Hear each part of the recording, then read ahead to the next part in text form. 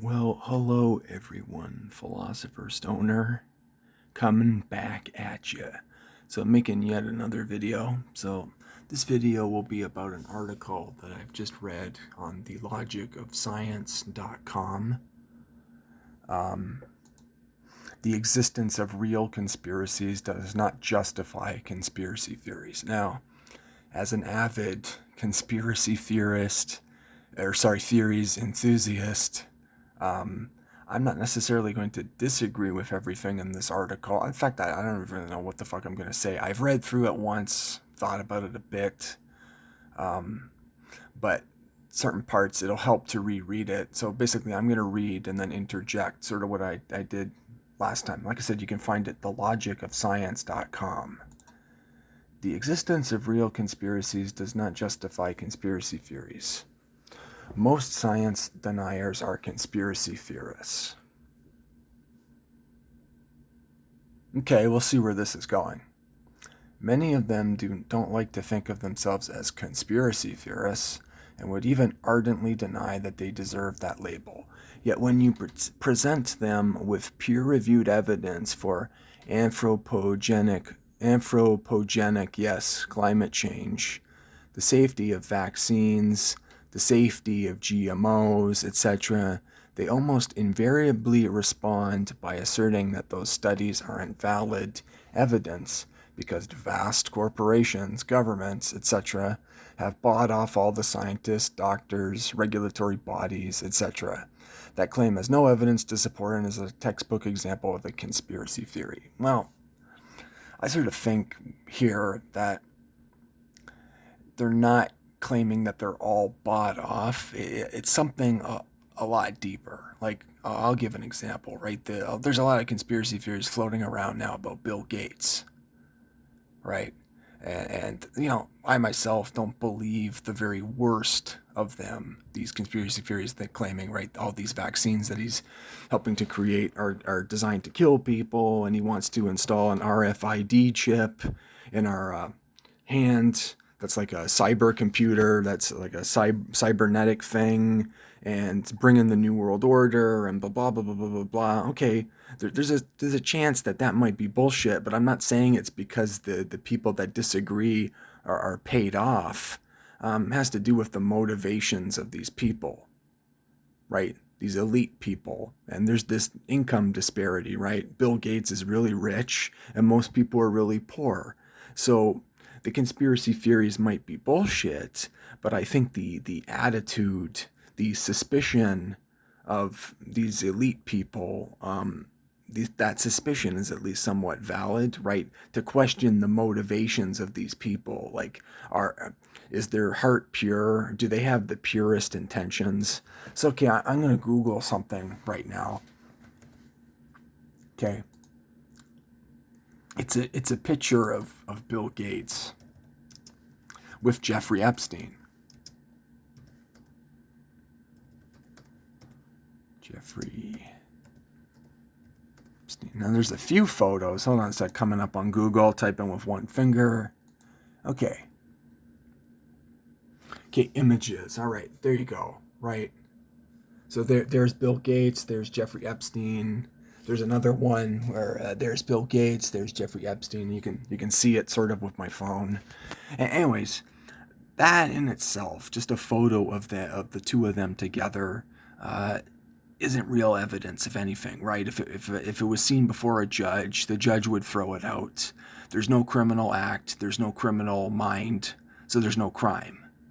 It's just suspicious. It's just given the circumstantial what we know, that's proven beyond a reasonable doubt that Jeffrey Epstein was a pedophile and had a pedophile island, and then he had all these names of these elite people in this book. Just the fact that he had those names and that associations there doesn't mean anybody's guilty of anything. It's just highly suspicious.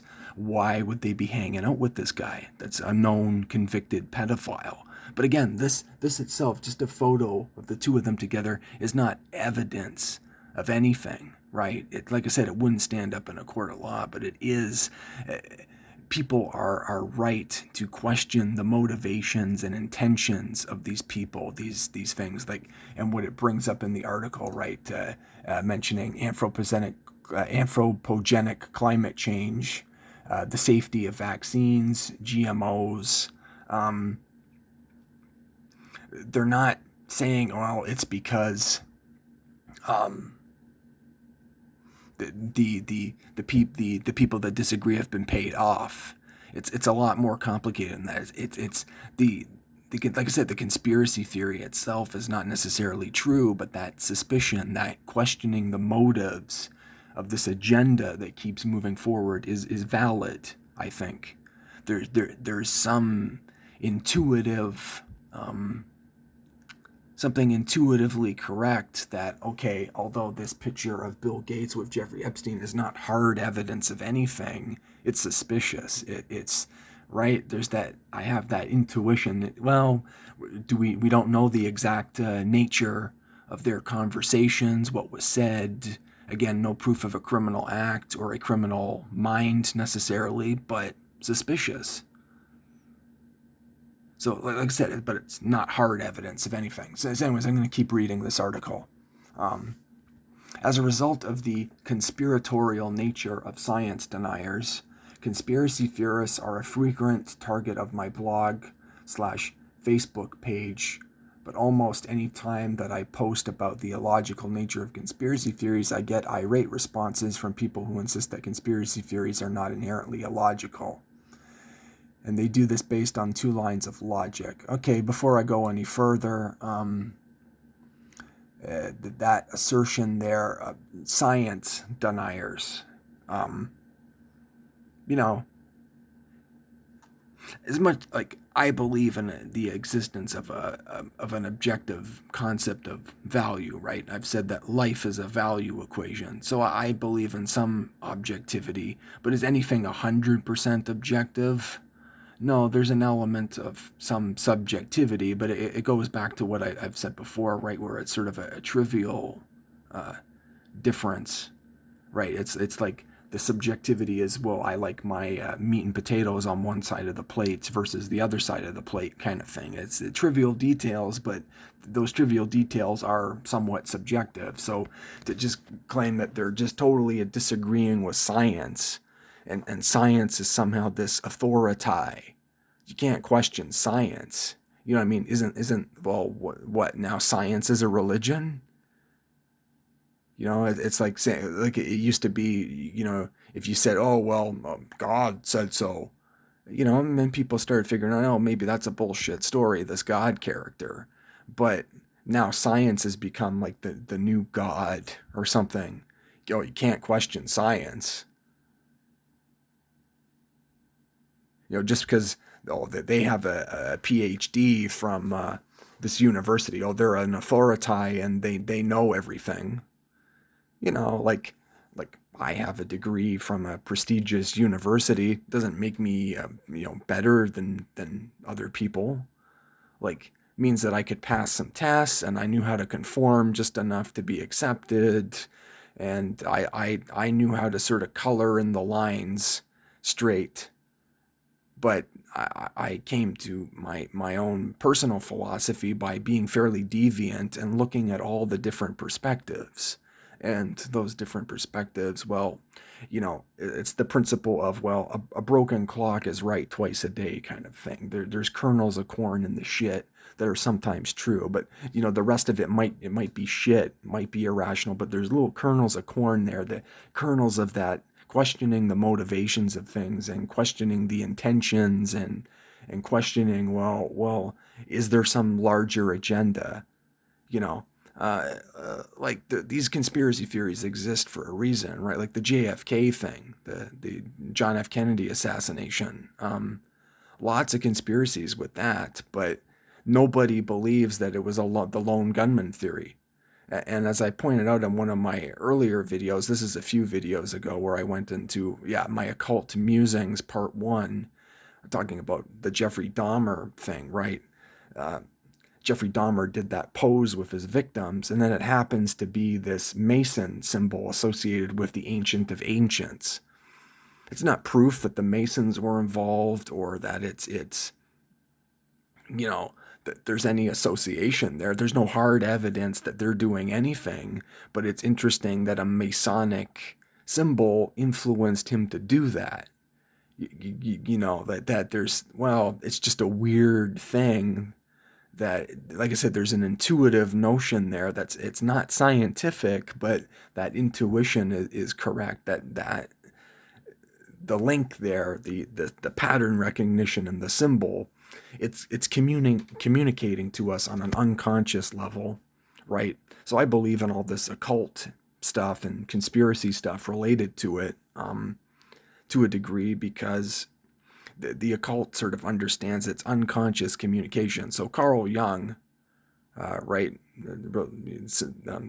not similar, but yeah, and him and Freud were pretty big, right? So Carl Jung talked about this thing, the collective unconscious. So we have all these, we recognize archetypes and patterns and symbols from a fairly early age, right, that are fairly universal, right, like light versus dark, the sun and the moon, very basic stuff that has a meaning. And we maybe can't articulate what it means 100%, but we recognize it means something. We have an intuitive grasp and understanding of it, and we recognize it, right? That it's happening on, it's, you have your conscious mind, which is like right now I'm thinking about picking up a pen and having a drink of water and maybe going to the bathroom. But in my unconscious mind, there's stuff going on like scripts and patterns of, oh, hey, I'm walking through this door. I'm not scientifically investigating, oh, hey, maybe I'll fall off a cliff or bang into a wall. I recognize the pattern of door and I go through the door. And like I said, it's all, we're trusting a sort of gut instinct, an unconscious mind thing that's propelling us to do stuff. It's not a scientific investigation necessarily. So anyways, like I said, this idea that science is somehow the authority, like, that's dangerous too. That's epistemologically unsound or whatever. I believe it's called scientism, something like that. I did a course back in university about the philosophy of science, and I found it hard to grasp some of the concepts, but they did go into it a bit in there about this trusting science, that science can never be wrong. Well, it's only as good as the people practicing it, right? So again, and don't misunderstand me, I'm not trying to say here that these conspiracies are all 100% true, or that we shouldn't question them. Like, of course, like, I don't believe the most ridiculous elements of it, right? Like, I don't believe that there's shape shifting reptilians or something like that, even though it's cool. It's a cool idea, it sounds fun, but I don't necessarily believe that. But anyway, I'm gonna keep reading the article. Either they bring up the fact that real conspiracies do exist and have been discovered, or they cite agencies like the FBI that investigate criminal conspiracies, and they incorrectly assert that I am suggesting that those agencies are inherently irrational, i.e., the FBI agents are conspiracy theorists. Both of these arguments are wrong and rely on infuriating semantic games rather than actual facts or logic. But I encountered them frequently enough that I want to spend a few minutes explaining the problems with them. Both of these lines of reasoning rely on conflating real conspiracies with conspiracy theories, but this is semantic tomfoolery. The term conspiracy theory generally refers to self-reinforcing ideas that rely on inserting assumptions into gaps in our knowledge, have little or no actual evidence, and conveniently excuse any evidence that is presented against them. That is very different from the type of investigation that an organization like the FBI does. And we don't use the term conspiracy theory to refer to that type of investigation. Okay, semantic tomfoolery.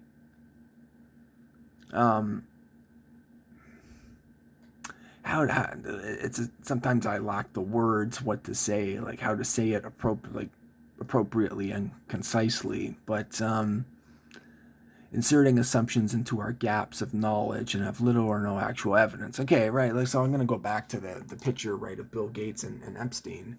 Yeah, there's definitely, you got to admit, there's gaps in the knowledge there, right? Like, there's no proof. We don't have a tape recording of conversations between Bill Gates and Jeffrey Epstein to link him to anything. There's no evidence of a crime, but it's this sort of weird guilt by association. And again, like I said, it's proof that wouldn't stand up in a court of law in front of a judge. But yeah, there's gaps in the knowledge. Yeah, sure, I'll give you that point, but the intuition there that it's at least somewhat suspicious is a valid inference. It's just an intuition. It's a hunch. But I guess that sort of reveals the flaws of my personality type, though. I'm a Myers-Briggs INTJ, which, I don't put a lot of stock into these personality tests, but yeah, my type, we place a lot of value in intuition. And yeah, intuition is not science, and intuition can be wrong, right? Right, like there could be nothing to this at all, right? Like, there is that side of the coin where, yeah, I'm not saying Bill Gates is guilty of anything. It's not, like I said, it's not hard evidence, but it's suspicious. Are his motivations as pure as he's making them seem to be? I don't know, why is that irrational for someone to ask that question? To at least be a little bit slightly suspicious or concerned. And like I said, there's all these things going on in the world that I think, at least, yeah, the conspiracy theorists, their heart is in the right place. And it all sort of goes back as well to what Noam Chomsky talked about in Manufacturing Consent, right? Where there's an acceptable spectrum of opinion in politics and in business, most realms, right? They allow vigorous debate within that spectrum, but you go off the spectrum a little bit and you're ridiculed, or you're not even given airtime. And people become radicalized because, yeah, there's things going on that aren't, like I said, the intentions and motivations are not pure. There's an agenda going on, and people are questioning it, right? Like the Trump supporters, like, I'm not 100% Trump supporter or whatever, but when they go on about the fake news and the media being corrupt, like with this Epstein case, right? There was a Project Veritas did a video where an ABC News anchor came out and said that they had the story for 3 years and they covered it up. And hard evidence, like a video of her admitting this. It's like a 20-something minute video. Anyway, so, like, people are right to at least be, if they're willing to cover up a story like that, well, what else are they capable of, right? It's like when I found out that Santa Claus wasn't real, I was butthurt and upset, and of course I got over it, but I started questioning, well, what else have these motherfuckers been lying to me about? Right, it's that just from knowing that, oh, they lied to me about Santa Claus, I could figure out, and they're probably lying to me about a lot of other stuff too. Anyway, yeah, back to the article. Both of these lines of reasoning rely on conflating real conspiracies with conspiracy theories, but the semantic, oh yeah, I already read that. Let me give an example to illustrate this. On many occasions, I have showed a science denier, and then again, that appeal to authority, a peer-reviewed paper that discredits their view, only to have them claim that the authors were paid off. None of what I'm saying is saying that they were paid off, but okay, whatever. That's it. Like I said, as I said before, it's a bit of an oversimplification. Anyway, then I showed them the conflict of interest section of the paper, which clearly showed that no conflicts of interest existed. At that point, they, of course, said that the payment was secret and therefore not reported. When I asked them for evidence to support that claim, however, they couldn't provide it. It was an assumption that they were making simply because the evidence did not fit their view. This is how conspiracy theories operate. Any evidence that conflicts with the theory is explained away as part of the conspiracy, and a lack of evidence to support claims is also justified as simply being a part of the conspiracy. Claiming that large corporations are silencing scientists and preventing them from publishing. Yeah, I guess, like, the people, the most extreme. Yeah, there is that sort of, I've talked about it in some of my other videos too, right? The confirmation bias, that we're all looking for opinions that support our already pre-existing views and narrative that we have, and we discard evidence that doesn't fit our views. That's even why, like, scientism is bad, because the science is only as good as the scientist. And yeah, everybody has a bias and everybody has an agenda. But I guess what I'm saying is that, is it wrong to question motivations and the fact that, yeah, people have an agenda, right? Bill Gates has some kind of an agenda. Maybe it's a positive agenda. Maybe he is the philanthropist that he's claiming to be, or maybe he's up to no good with Epstein. But I mean, again, like I said, there's no videotaped conversation of him doing that. Again, not hard evidence of anything. But like I said, my point is that people are right to feel that suspicion, though. Intuitively, there's something going on. But then, like I said, yeah, you can kind of get carried away and go off the rails. I would concede that point, yes, that people are going to favor things that already support their pre-existing views. Anyways, I'll keep reading. Now let's contrast that with actual investigations of actual conspiracies. Imagine, for example, that the FBI was investigating corruption, found no evidence of it existing, i.e. no conflict of interest, but they ignored that lack of evidence and assumed that it was simply part of the conspiracy. Obviously, that would be a really bad investigation, and they could never get a conviction out of it. If they failed to find evidence to support what they thought was true, they would have to move on. They couldn't just ignore any evidence that disagreed with them. To put that another way, agencies like the FBI rely on evidence, not conjecture, when conducting their investigations, and their hypotheses change as new evidence arises. Yeah, they're trained to do professional investigations. But is it wrong for me to say that there's corruption in the FBI? Right? That they're it's like anything, right? There are good cops, bad cops, right? White hats, which are good guys, black hats, bad guys, gray hats. Everybody has an agenda, right? So there's elements of the FBI rogue factions that are corrupt. Are they all corrupt? No, there's good guys in the FBI too. Just like, right, the New York Police Department, the NYPD, there are a lot of corrupt cops there, but also some good cops, right? But the science is only as good as the scientist. And it doesn't take very many people for an organization to be corrupted. Maybe only 3 or 4 or 5 people in an organization of like 100 people are in on something and steering it towards an agenda. And because we have this mentality, do not question authority figures, and fit into that narrow spectrum, do not question the authority figures, everybody's just going along with it, right? Like I might have mentioned in some of my other videos too, right? Like, there's a certain percentage of psychopaths in our population, right? 2%, right? And that 2%, though, is responsible when, out of 8 billion people, it's like tens of millions of people, 2%.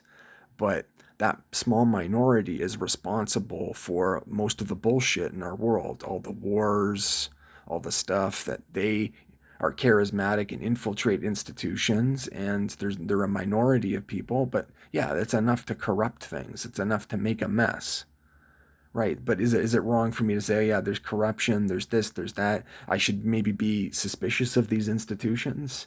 Maybe they don't have our best interests at heart. I don't see why making that inference is a bad thing. But like I said, it's important. Yeah, I don't want to go off the rails and go start talking about all random stuff. And like I said, with my inference that there's something suspicious about this, again, it's a call to a further investigation. It's this photo here, right? It's not the evidence in of itself. It's circumstantial. You can infer one fact from another fact, and like I said, the intuition that it's suspicious, that's the valid intuition. The rest of it, yeah, like I said, it can go off the rails. It can be messy, so you got to sort of temper it. Do you see the difference? Conspiracy theories can conveniently excuse contrary evidence by writing it off as part of the conspiracy, whereas real investigations are based on the available evidence and don't blindly ignore any evidence that disagrees with them. Yeah, okay, that's reasonable. Having said that, real conspiracies certainly do exist, and multiple of them have been uncovered. But the fact that real conspiracies exist does not mean that your conspiracy theory is logical or justified. To give an example of why the existence of real conspiracies doesn't justify conspiracy theories, imagine that I have a friend named Bob, and for one reason or another, I decided that Bob was a murderer. I didn't have any real evidence, but I just knew that I was right. Now imagine that you confronted me about this and demanded evidence for my claims and responded by saying, lots of real murderers have been caught. It happens all the time. Therefore, it is rational for me to think that Bob is the murderer. Would my reasoning be correct? Obviously not. No, the reasoning isn't correct, but conspiracy theories aren't starting like that. They're starting with something like this, that this is suspicious, further investigation is needed, and they go deeper and they go deeper. We're making all these sort of intuitive connections between things. Right, like that I've gone on about before, the Pizzagate conspiracy. That was never meant to be like the hard evidence that's going to totally stand up in a court. It's just suspicious enough to get a search warrant to go further investigate, and that's all that the people of that conspiracy demanded, was that there be an official investigation, that there was enough circumstantial evidence there to, like I said, get a search warrant. No one saw James Alefantis walking on the street and said, hey, he's a pedophile because I think he's a pedophile. No, they found emails and they found code words and they had an FBI document, right? And that appealed to authority. But yeah, they had an FBI document and symbolism and code words and suspicious pictures with, babies with money being shoved in their mouth and hotard and all this and that, all the screenshots, right? That, there were no videos of children being raped. There were pictures, and you can, like I said, you can infer one fact from another fact. So yeah, that people being suspicious of it, why is the suspicion wrong? But you're not sort of really addressing that point. Anyway, to give an example of why the existence of real conspiracies doesn't justify conspiracy theories, imagine blah murderer. Okay, yeah, I read that already. Now, at this point, conspiracy theorists will inevitably protest and claim that they do in fact have evidence. However, every time that I have ever asked to see that evidence, I have been sorely disappointed. Inevitably, the evidence takes the forms of blogs, YouTube videos, and baseless conjecture, often espousing ideas that have been thoroughly investigated and debunked. Yeah, says you. For example, I still encounter people who cite ClimateGate as evidence that climatologists are involved in a conspiracy, despite the fact that multiple independent and well-respected scientific bodies examined the situation and concluded that no wrongdoing or data manipulation had occurred. Of course, the conspiracy theorists inevitably responded that by asserting that those scientific bodies are also part of the conspiracy, and that just illustrates my point. Conspiracy theories are irrationally precisely because they twist any evidence to fit the conspiracy. Not necessarily. Not all of them. I mean, yes, sure, maybe some of the wacky fringe do that, but they start with something, like I said, back to this stupid picture, right? That there's an inference there's something suspicious going on. You can have a gut, it's like a gut feeling, right? But could be wrong, though. Yeah, of course, you got to acknowledge it could be wrong. Always, have some sort of doubt, skepticism, challenge yourself, of course. But that intuition there is, that hunch is maybe onto something. But again, it needs further research, though, right? That's the caveat. My point in all of this is really simple. The term conspiracy theory specifically refers to imagining conspiracies that have no real evidence to support them and inherently rely on making assumptions to fill gaps in knowledge, rather than actually basing views on the available evidence. The existence of real conspiracies does not justify these conspiracy theories, nor should you play semantic games to try and equate conspiracy theories with evidence-based investigation bodies like the FBI. So please, if you see a post about conspiracy theories, spare us all from your pendantry.